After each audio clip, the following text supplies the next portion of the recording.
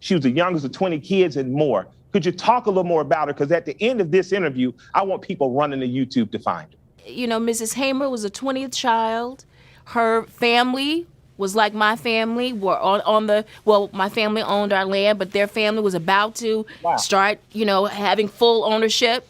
They got horses and everything. Yeah. And then they're, they're not plantations, they're labor camps. Yes. The labor camp owner, they poisoned their horses. Wow. So they, cannon shot them back into slavery. And as a result, Mrs. Hamer had to start picking cotton at a young age. She was enticed into picking cotton by this owner giving her candy, enticing her with candy. And he said to her, if you pick this amount of cotton, I'll give you this candy. So she started her cotton picking career when she was 6 years old. As a child? As a baby. Wow. As a baby. What's so remarkable about Mrs. Hamer, she came from the position of, you can give me all the rights in the world, but unless you see me as a human being, we will perennially be having these battles with voting, just like we are now. She didn't even know Black people could vote at the time she was pushing or learning activism. How does that happen? That in places, I watched Stokely Carmichael's old film, walking around in counties in Alabama where Black people were the majority, but didn't understand they had the right to vote. She didn't even know, and when she found out, she became a warrior, and here we are fighting 60, 70 years later. Okay. I got it in me. The reality is, because Mrs. Hamer is a worker, right? Yeah. So, they tired. Yeah. You know what I mean? They tired. They work all day from can to can't, right? Can to can't, right? Yeah. Because that's something Fannie Lou cared about too. Her coin. I think they started a credit union. Could you talk about that?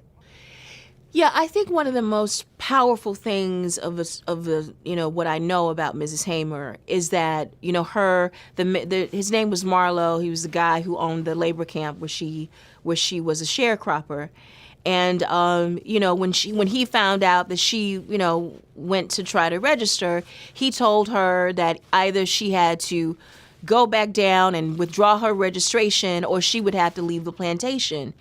And Mrs. Hamer said, yeah, bet. Well, I'm leaving because I registered for myself. I'm not going to stay here another day if that's what that means. You don't get to do that. You don't get to control my life like that anymore. And so when you think about that, that sounds like, heroic, right? And romantic. But she was taking money out of her children's, out of their pockets by that decision. I mean, that's a radical choice, a radical womanist choice that she was making at that time. That she was saying that my who I am mattered more to me than eating. Mattered more to me than my children eating. Mattered more than me to my husband eating, at least now. So this other part, like eating and stuff, we got to figure that out. But right now, I cannot take this another day. So that's an economic decision that Mrs. Hamer made.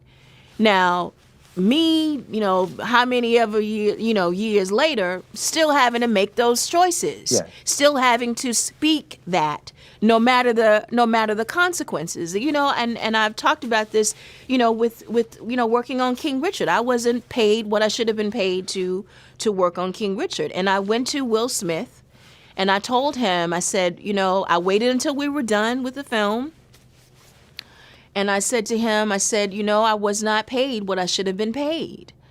And, he, out of his own money, he doubled my salary. And he also doubled the salary of the rest of the principal actors. Now, listen, I could have not said something. I could have been like, oh, okay, I got to play it nice because it's Will Smith. But, I had to decide, no, I need to make this choice for my family. I want to buy my sister a house. Yes. Do you know what I'm saying? Yeah, absolutely. So in order to do that, I had to speak up, despite the consequences. I mean, it's ridiculous that these things are still happening, but they are.